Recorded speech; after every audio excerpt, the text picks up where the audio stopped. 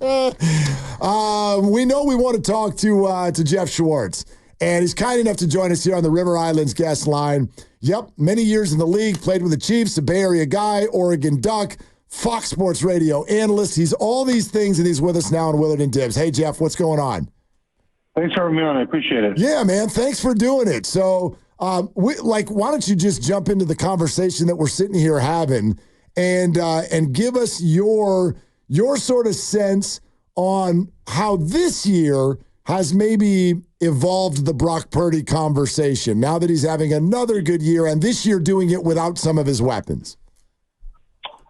That's a good question. I don't really know that it's changed. I think the people that don't want to like Brock Purdy are just not going to like him. They're going to try to find different ways to tell us why they don't like him, right? And then the people that like him or want to defend him are going to look at this season and say, look what he's done. That throw to Debo the other night, sort of across his body, I think it was Debo, right across his body for the touchdown against Seattle. That's a throw. Like, it's a dangerous throw, but it's completed. You can use it in any sort of argument, right? You say, well, look, dangerous throw. You can't do that if you're a franchise quarterback. You say, hey, man, guy's making a play, right? I think Purdy is the same as he's been. He's a good quarterback. He was very close to winning Super Bowl last season. He wasn't the reason they won or lost that game. And I think this year he's continued to get better with more reps, and he is what he is. And if people don't like him, I don't think this season's going to change much. You can always find ways to poke holes in play if you want to. You can always find ways to elevate guys. I think Brock Purdy's really good. I think what's going to shock people is when he makes $65 million this offseason, and that changes. And then the conversation changes, right? Because now it's about, okay, well, you can't pay everyone else, right? Like when you pay one quarterback, you have to sort of cut down the roster a little bit, go younger. Is Purdy going to be good enough to elevate everyone around him when the contracts change? But you don't have to worry about that this year, right? He's still under a rookie contract, and when CMC comes back, everyone's fully healthy. I think I saw that Jennings didn't practice today, and maybe Debo didn't practice either. So they're beat up right now. When everyone gets back healthy, man, I would expect the 49ers to be right where they were last season. So hearing that, does it take a little bit of the pressure off a game that's a Super Bowl rematch, knowing that even in a win or a loss, you still have 10 more games in the regular season? I think you want to be Kansas City because they're a good football team, right? You want to measure yourself up to the Chiefs. But the thing about the NFL is that one loss doesn't really define your season. Now, obviously, this will be, if they lose, that'll be their third or fourth loss for the Niners. It'd be fifth in a row overall. Yeah. Yeah. It depends on how far back you go, but yeah, it would be 5. Yeah. No.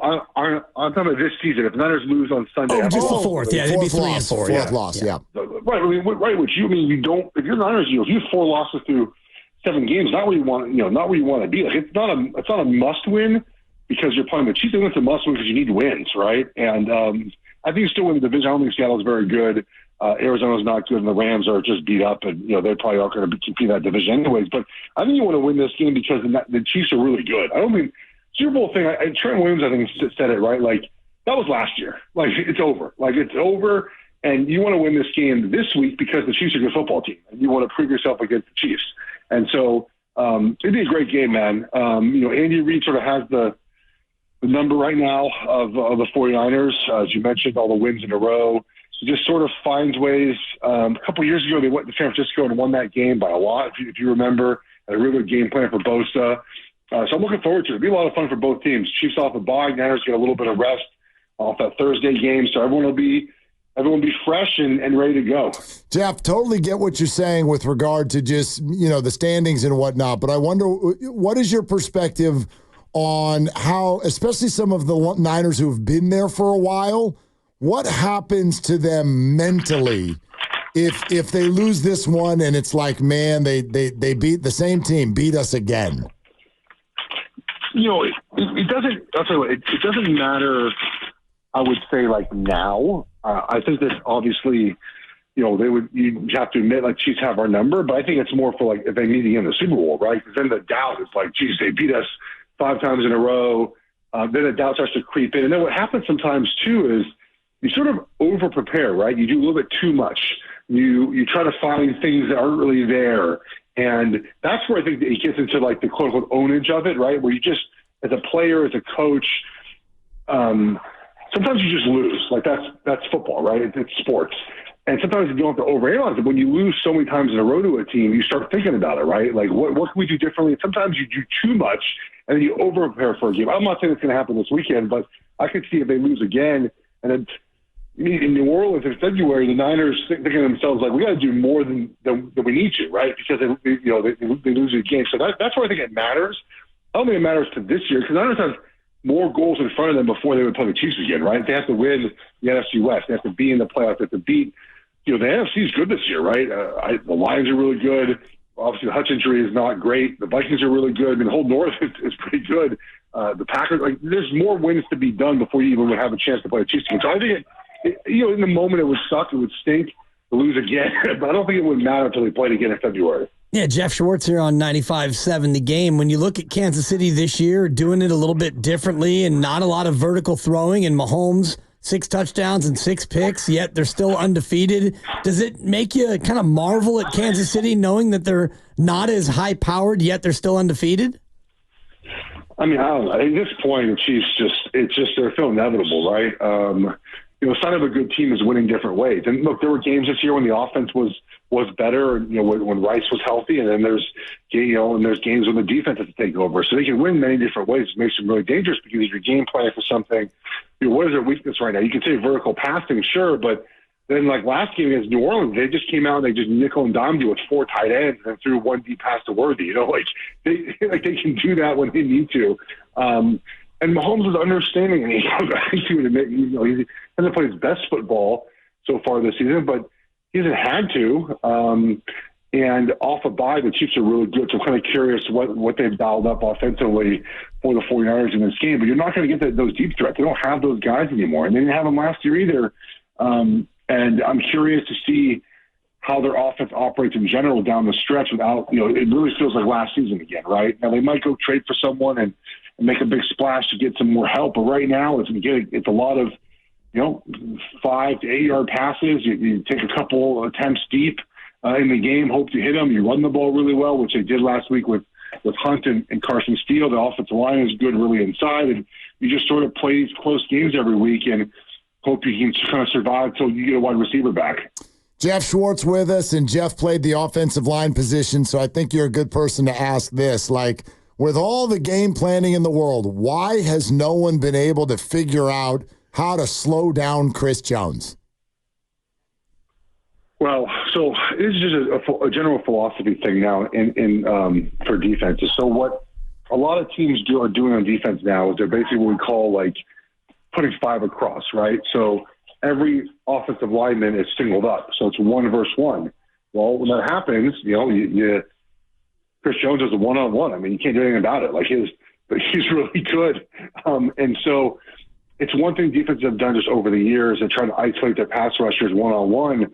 And as an offense, you can't help. It's just that simple. So the Chiefs do this, the other teams do this, where they say, "Hey, man, we're gonna make it to where your center's got to go one side and Chris Jones is by himself, right, on the right guard, or you got to go the other way, and the left guard has them one-on-one because there's 5 guys showing at the snap." And that's just the hard part about pass protection right now is defenses will try to isolate guys. And Chris Jones moves too, guys. So, when you're playing a guy who is only on one side of the ball, so like, Hutchinson, a Watt, a Myles Garrett for the most part, when they line up on the same side every time, you can game plan for that, right? You can say, okay, even if they show us this look, we'll find a way to block it some other way. But Chris Jones will pick and choose. He'll choose the right guard, then he'll choose the left guard, then he'll choose he's not over the left tackle very much. He'll choose the right tackle. So he just sort of he won't choose left tackle this week, I'll tell you that. He'll pick and choose who he rushes over too, so you can't game plan for him to be in the same spot every time too. So those are reasons why he's singled up a lot. His get off is really good. He's same sort of Aaron Donald thing where even sometimes when you send a double team his direction, he's so good he either splits a double team or goes outside the guard, and the guard can't get out there fast enough to have the center help him. So he's a really good player. He deserves Defensive Player of the Year at some point in his career. With Hutch hurt now, and maybe if the Steelers lose a little bit, Watt gets a little cooler on that award. But he's really good. He's done a great job this season so far, and he's a game wrecker, guys. He's so good inside. So, look, Niners will have a plan for him, but then again, the defense can dictate who blocks who. And you mentioned the left tackle, and Trent Williams, who has been just incredible throughout his career. But when you watch him still at this late portion of his career, what makes him still so dominant over there on the left side? Well, I thought the game against Seattle was probably his best of the season. I think he sort of got in shape, got to his kind of peak physical shape. He missed all the training camp. If you're a veteran, you know what to do, but that still does matter, right? You still need reps, and he's just still supremely gifted athletically. There was a play a couple weeks ago where his feet were like crossed up and crazy sauce, and all of us were just falling on our faces, and he just recovered and pinking the dude. I mean, I've played with a couple Hall of Famers, not on the offensive line, but just other guys in my career, and they're just different. I mean, it's hard to put it in better terms than that. Like, he's just a different guy. His movement skills are different. His health, his recovery, his ability to just power through things, and his hand placement, all these things that he does are just different than everyone else. And so I think he sort of finally got in shape. And now we'll see the kind of the best ball of his the rest of the season. Geoff Schwartz with us. And Geoff, listen, sometimes people come on the radio and they don't really want to get too deep into predictions and all of that, but I listen to you on Sunday morning. I know what you guys do. And so I want to know, when you look at 49ers hosting the Chiefs -1 Sunday at 1 o'clock at Levi's, what's your thought? I'm taking the Chiefs. Patrick Mahomes covers all these games as a 3-point favorite or less. They're off a bye. I know you guys have some rest too. The 49ers are off a bye.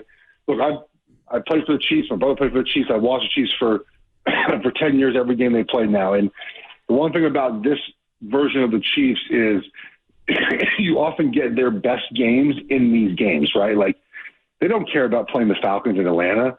The Chargers in LA, they care less about that. They care about this game, though, right? Niners. It's a team that plays the Super Bowl. It's a very talented football team. So I like the Chiefs to win and cover. And if they didn't, it wouldn't surprise me. Niners are a really good football team. But, these are games I think the Chiefs really want to win. Playing the Saints on Monday Night Football, they just won because they're better. I mean, it's like not as important to them. So this game matters to Kansas City. It matters to Niners too, of course. But I think I would take the Chiefs. That's where I put my money. I haven't bet on the game yet. I might. I probably will stay away. Maybe some props or something that I look at. But it would be Chiefs or pass for me. Geoff, I know it's been an active day for you. Thank you so much for coming on, though. Thank you, guys. Have a good one. Appreciate it. All right, there it is. Former Chief and current Fox Sports Radio analyst and Bay Area guy. And Grandy wants us to say former Duck. Yeah. Geoff Schwartz.